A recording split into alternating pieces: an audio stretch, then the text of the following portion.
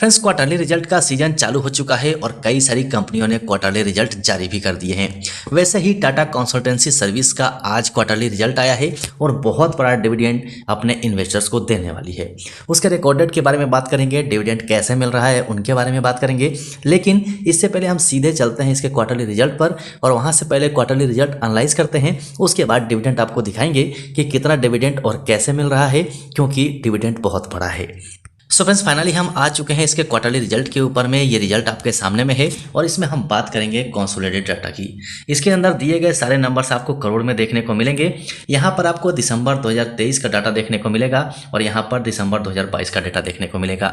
सबसे पहले हम टोटल इनकम की बात कर लेते हैं। तो पिछले साल 58,749 करोड़ का कंपनी का टोटल इनकम था, जो पिछले क्वार्टर में 60,698 करोड़ था और इस क्वार्टर में 61,445 करोड़ है। यानी कि ईयर बेसिस पे तो अच्छा खासा बढ़ा ही है, क्वार्टर बाय क्वार्टर बेसिस पे भी इसका नेट इनकम बढ़ा है। चलिए यहाँ से टोटल एक्सपेंसेस देख लेते हैं। पिछले साल में 44,105 का टोटल एक्सपेंस था, पिछले क्वार्टर में 45,368 का था और इस क्वार्टर में 45,658 करोड़ का है। यानी कि ईयर बेसिस पे भी बढ़ते हुए नजर आएगा और क्वार्टर बाय क्वार्टर बेसिस पे भी बढ़ते हुए नजर आएगा। यहीं से प्रॉफिट बिफोर टैक्स देख सकते हैं। पिछले साल कंपनी का प्रॉफिट बिफोर टैक्स 14,644 करोड़ था और पिछले क्वार्टर में 15,330 करोड़ हुआ और इस क्वार्टर में 14,829 करोड़ हुआ है।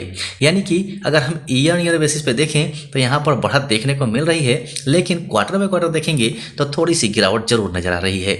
यहीं से प्रॉफिट फॉर द पीरियड देखेंगे तो पिछले साल 10,883 करोड़ का कंपनी को प्रॉफिट हुआ था, जो पिछले क्वार्टर में बढ़ के 11,380 हो गया था, लेकिन इस क्वार्टर में आप देखेंगे तो 11,097 करोड़ का है।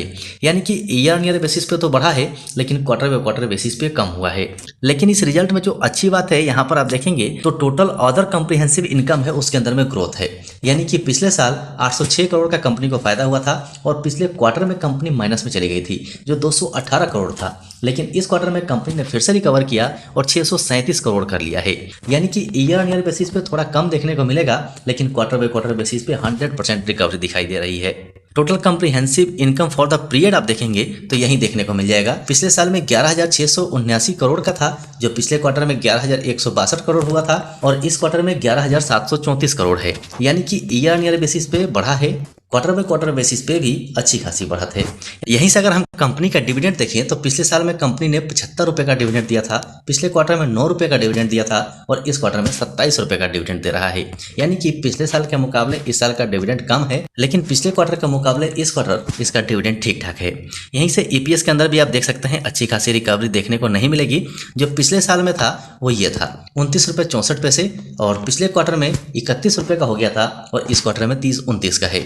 यानी कि पिछले साल के मुकाबले इस साल बढ़ा है, लेकिन पिछले क्वार्टर के मुकाबले इस क्वार्टर में इसका ईपीएस थोड़ा डाउन हो गया है। तो मेरे हिसाब से कंपनी का रिजल्ट बुरा नहीं है, बहुत अच्छा नहीं तो बहुत खराब भी नहीं कह सकते। कंपनी का रिजल्ट ठीक ठाक है, क्वार्टर बाय क्वार्टर बेसिस पे थोड़ी सी गिरावट आई है, लेकिन ईयर बेसिस पे कंपनी ठीक है। अब सीधे चलते हैं डिविडेंड के ऊपर में और डिविडेंड देख लेते हैं कि कंपनी डिविडेंड कैसे दे रही है और उसका रिकॉर्ड डेट क्या है। तो फ्रेंड्स, फाइनली हम आ चुके हैं उस पेज के ऊपर में जहां पर डिविडेंड का जिक्र है। आप इस वाले कॉलम में पढ़ सकते हैं। यहां पर दो टाइप के डिविडेंड मिल रहे हैं। पहला तो इंटरिम डिविडेंड है, जो कि थर्ड इंटरिम डिविडेंड है, तीसरा, और 18 रुपये पर शेयर के हिसाब से डिविडेंड और मिल रहा है, जो स्पेशल डिविडेंड है। यानी कि 18 रुपये और 9 रुपये को अगर हम जोड़ देते हैं तो टोटल 27 रुपीज़ पर शेयर के हिसाब से डिविडेंड मिलेगा। और बात हम रिकॉर्ड डेट की करें तो रिकॉर्ड डेट आपके सामने में है 19 जनवरी 2024 इसका रिकॉर्ड डेट है।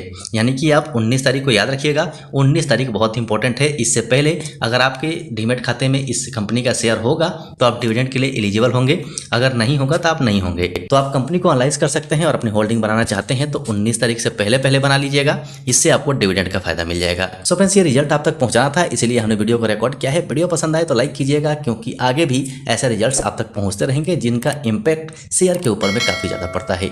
सो अभी के लिए वीडियो में इतना ही, फिर मिलते हैं दूसरे वीडियो में।